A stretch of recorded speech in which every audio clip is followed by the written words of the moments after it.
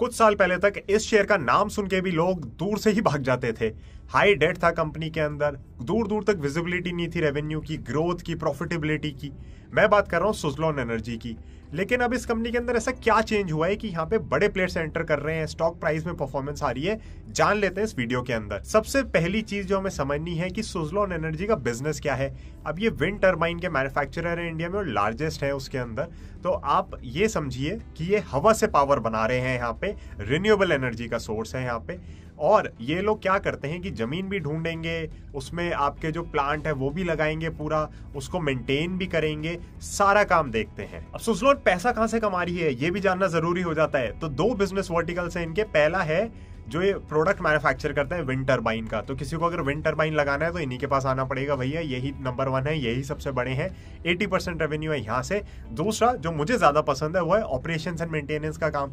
वो मुझे क्यों पसंद है? क्योंकि वो एक रेगुलर कैश फ्लो देता है। ये operations and maintenance services provide करते हैं इन लोगों को। एंड ये मैं कहना चाहूंगा ऐसा हो जाता है जैसे एएमसी चार्ज होते हैं ना हमारे, हर साल कट ही रहे हैं, हर महीने देने हैं, उस तरीके से हो जाता है। अब गाइस जरा शॉर्ट एनालिसिस कर लेते हैं। तो स्ट्रेंथ है, सबसे बड़ी कंपनी है, 30% मार्केट शेयर है, स्ट्रॉन्ग बिजनेस है इनका, रिन्यूएबल एनर्जी की यहाँ पे डिमांड भी बढ़ रही है तो वो स्ट्रेंथ हो जाती है। वीकनेस क्या है?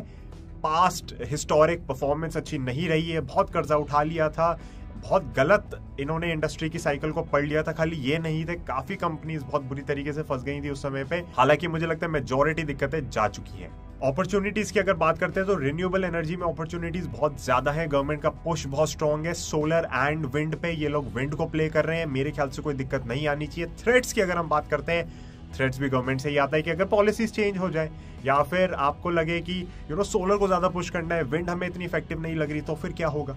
तो बहुत सारी चीजें हो जाती है जो गवर्नमेंट की पॉलिसीज पे डिपेंड करती हैं। थ्रेट वहीं से इनको सबसे बड़ा है। गाइस जो सुज़लोन है उसका कमबैक बहुत जबरदस्त हुआ है। इनफैक्ट FY25 की अगर हम बात करें तो इनका जो रेवेन्यू है वो 67% से बढ़ गया है, 10,800 करोड़ से ऊपर का हो गया है। और यहाँ पे अगर हम बात करते हैं कि प्रॉफिट आफ्टर टैक्स जो है वो भी 214% से बढ़ा है और इन्होंने इस बार 2,000 करोड़ से ऊपर का यहाँ पे प्रॉफिट डिक्लेयर किया है। The best thing is it's now a net cash company. अगर हम बात करते हैं फ्यूचर ग्रोथ पोटेंशियल की, ऑफ कोर्स यहाँ पे गवर्नमेंट का पुश है, विंड सेक्टर है, रिन्यूएबल एनर्जी पे फोकस है, बट इनके पास जो ऑर्डर बुक है 5.6 गीगावाट की है, which is a record, right. तो ये इनकी सबसे बड़ी ऑर्डर बुक है इस समय की एंड ये एग्जीक्यूट भी बहुत अच्छे से करते आ रहे हैं अपनी ऑर्डर बुक को। तो यहाँ पे पॉजिटिव्स इनके बहुत ज्यादा हैं। गाइस वीडियो कंक्लूड करते हुए मैं यही कहना चाहूंगा, कंपनी का टर्न अराउंड तो हो चुका है, अब कैसे एग्जीक्यूशन रहता है उस पर बहुत बड़ी बात आएगी आगे। अगर एग्जीक्यूशन ढंग से होता है तो मुझे यहाँ पे कोई बड़ी दिक्कत नहीं दिखती है। Thank you so much for watching, I will be seeing you in the next one, bye bye.